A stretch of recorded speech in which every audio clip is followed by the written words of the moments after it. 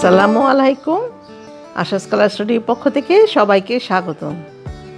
আজকের টিউটোরিয়ালে আপনারা জানতে পারবেন টাই-ডাই বাটিকের একটি গ্রুপ হচ্ছে রঙের ডাইরেক্ট রং।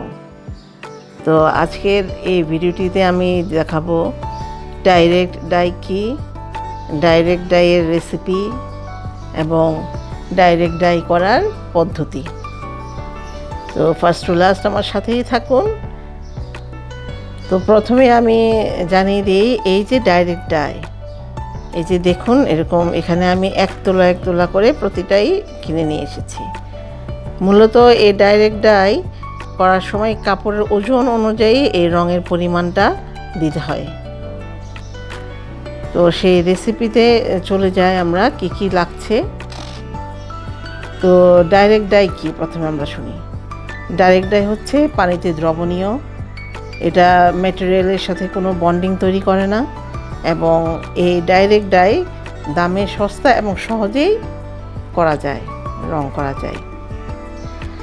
আর এই ডাইরেক্ট ডাই দিয়ে সাধারণত জানালার পর্দা, গৃহসজ্জার সামগ্রী অথবা ভারী বিছানার পত্র যা খুবই কম ধোয়া হয় অথবা শুধুমাত্র ড্রাই ওয়াশের জন্য করা হয়, ওই ধরনের কাপড়গুলি করলে ভালো হয়।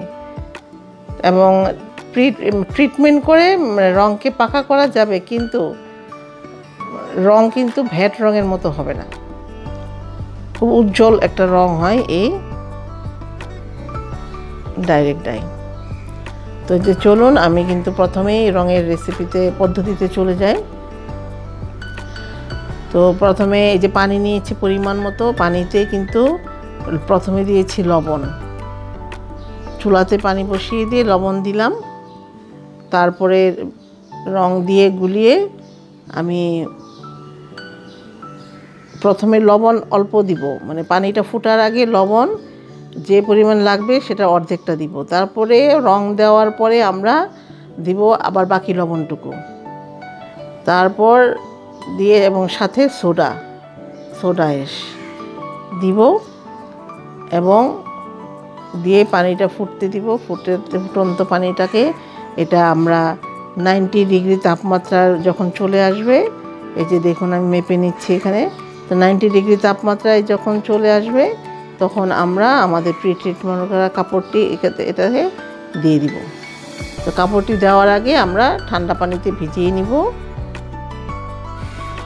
এখন রঙের পাত্রে কাপড়টি দিয়ে দিলাম, প্রায় 90 ডিগ্রি সেলসিয়াসে 60 মিনিট ধরে এটা ফুটাবো এবং বারবার নাড়াচাড়া করে দিব। ডাইরেক্ট ডাইয়ের উপকরণ হচ্ছে পানি, কাপড়, সোডা এবং লবণ। এছাড়া কিছু ফিক্সিং এজেন্ট লাগে, লেভেলিং এজেন্ট আছে যেটা টেক্সটাইলে ব্যবহার করা হয়, কিন্তু আমরা ঘরোয়া পদ্ধতিতে শুধু লবণ আর সোডা দিয়েই এই ডাইরেক্ট ডাইটি করব। আর রেসিপি হচ্ছে কাপড় ওজন করে নিব এবং কাপড়ের ওজনের প্রায় 3% লাগবে ডাইরেক্ট ডাই, সোডা লাগবে কাপড়ের ওজনের 5% এবং লবণ নিব কাপড়ের ওজনের 5%। তো আজকে আমি এখানে 1 গজ বলতে 30 গ্রাম কাপড়, তাহলে এইভাবে হিসাব করে নেবেন। খুবই সামান্য পরিমাণে লবণ এবং সোডা লেগেছে। আর ধোয়ার পদ্ধতিটা খুবই সহজ। এই ডাইরেক্ট ডাইয়ের আরেকটি সহজ পদ্ধতি, রং করার পরে কিন্তু ধোয়ার পরিমাণ খুবই কম। আমরা প্রথমে চুলা থেকে নামিয়ে 20 মিনিট রেখে দিব ঠান্ডা হতে, তারপর 20 মিনিট রেখে আমি হালকা গরম পানিতে ধুয়ে নিব। ধুয়ে নিয়ে তারপরে এই যে দেখুন যে আমি সেই ডিজাইনটা করেছি। তো এখানে আমি দুইটি ডিজাইন করেছি। এটা ওয়ালমেট, যেহেতু এই কাপড়গুলি জানালার পর্দা বা গৃহসজ্জার সামগ্রী এগুলি করাই ভালো এবং যেগুলি খুব কম ধোয়া হয়, আর শুধুমাত্র ড্রাই ওয়াশ করা হলে শুধু তো আরও খুবই ভালো। এই রঙের আরেকটি সুবিধা।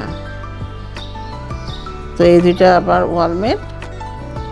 তারপর এটাকে নিয়ে আমি লাস্টে এই ডিজাইনটা খুলে এই যে ডিটারজেন্ট পাউডারে এটার সমপরিমাণ, এটাতে কোনো ডিটারজেন্ট পাউডারের কোনো পরিমাণ নাই, আপনার কাপড় অনুযায়ী সেরকম দিয়ে দিবেন। বাতাসে শুকিয়ে নিলেই হয়ে যাবে এই ডাইরেক্ট ডাই রং করা। আর সাধারণত এই ডাইরেক্ট ডাইকে কিন্তু লবণ নিয়ন্ত্রণকারীও রং বলা যায়। অর্থাৎ যদি আপনি হালকা শেড চান দিতে হবে কাপড়ের ওজনের তুলনায় 5 গ্রাম, আর যদি আপনি মাঝারি আর শেডের রং চান তাহলে দিতে হবে কাপড়ের ওজনের 10 গ্রাম লবণ, এবং যদি গাঢ় শেডের জন্য চান কাপড়ের ওজনের 20% লবণ। তো আমার ভিডিওটি যদি আপনাদের ভালো লাগে অবশ্যই সাবস্ক্রাইব করবেন, লাইক কমেন্টস দিয়ে সাথে থাকবেন, আর প্রশ্ন থাকলে আমাকে কমেন্টসে জানাবেন। পরবর্তী আরেকটি ভিডিও দিব এই ডাইরেক্ট ডাই দিয়ে কিভাবে মাল্টি কালার করা যায়। ধন্যবাদ সবাইকে।